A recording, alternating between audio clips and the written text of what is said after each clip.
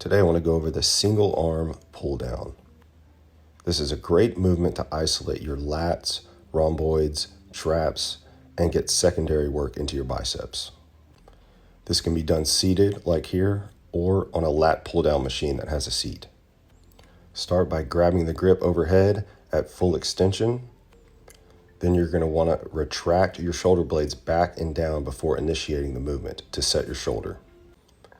Begin to slowly pull down until the handle reaches just to the top of your shoulder.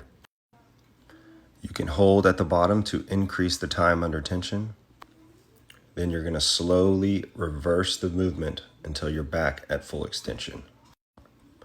It's important to maintain a tight core throughout this entire movement. Like every movement, you want to have a strong base, and that starts with your core.